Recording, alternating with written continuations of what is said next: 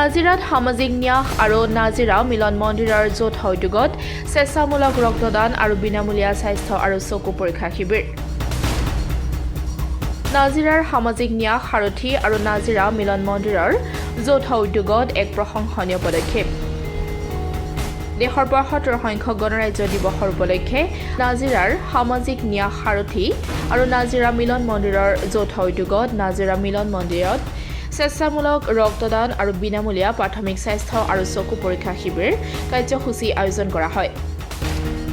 এই কাৰ্যসূচীত নাজিৰাৰ বিভিন্ন প্ৰান্তৰ লোকে স্বেচ্ছামূলকভাৱে ৰক্তদান কৰাৰ লগতে কেওটা বিভাগতে শতাধিক স্থানীয় ৰাইজে স্বাস্থ্য পৰীক্ষা কৰোৱাই উপকৃত হয়।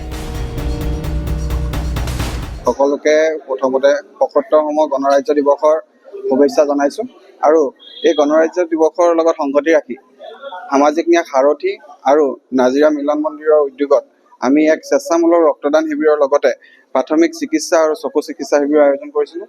এই শিবিৰত আমি নাজিৰাবাসী ৰাইজৰ সকলো নাজিৰাবাসী ৰাইজৰ উপস্থিতি একান্ত কামনা কৰিছিলোঁ আৰু আমাৰ উদ্দেশ্য যাতে প্ৰত্যেকজন মানুহে সুস্বাস্থ্যৰ অধিকাৰী হওক, সেইবাবে আমি সাৰথীয়ে এই অনুষ্ঠানসমূহ কৰি থাকোঁ আৰু আমাৰ এই অনুষ্ঠান আজি বুলিয়ে নহয়, আমাৰ অনুষ্ঠান হৈ আছে শিৱসাগৰ জিলাৰ বিভিন্ন অংশত হৈ আছে আৰু আমি ইয়াৰ জৰিয়তে ৰাইজৰ মাজত বিনামূলীয়াকৈ প্ৰেছাৰ চুগাৰ পৰীক্ষা কৰাৰ লগতে চকু পৰীক্ষা কৰোঁ আৰু লগতে তেখেতসকলৰ কোনো ব্যক্তিৰ যদি কেটেৰেক্টৰ অপাৰেশ্যনৰ প্ৰয়োজন হয় আমি ডিব্ৰুগড়ত তেখেতসকলৰ কেটেৰেক্টৰ অপাৰেশ্যনৰো ব্যৱস্থা কৰোঁ আৰু সেই ব্যৱস্থা যদি সেই ব্যক্তিজনৰ আয়ুষ্মান কাৰ্ড থাকে, ৰেচন কাৰ্ড থাকে, তেতিয়াহ'লে সম্পূৰ্ণ বিনামূলীয়াভাৱে কৰা হয়।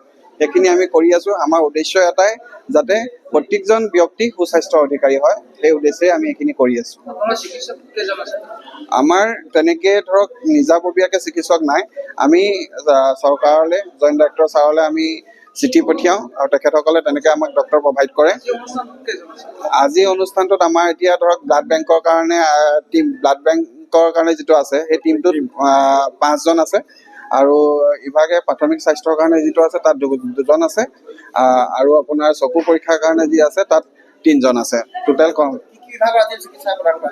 আজি ইয়াত প্ৰাথমিক মানে ধৰক যিখিনি স্বাস্থ্য পৰীক্ষা হয় সেইটো কৰা হৈছে, লগতে চকুৰ চিকিৎসা হৈছে আৰু যোন ব্যক্তি আছে স্বেচ্ছামূলকভাৱে ৰক্তদান কৰিব বিচাৰে তেখেতসকলে ৰক্তদান কৰিবৰ কাৰণে জয়সাগৰৰ ব্লাড বেংকৰ পৰা তেখেতসকল আহিছে আৰু তাত স্বইচ্ছাই ব্লাড ডনেট কৰিব পৰা হৈছে।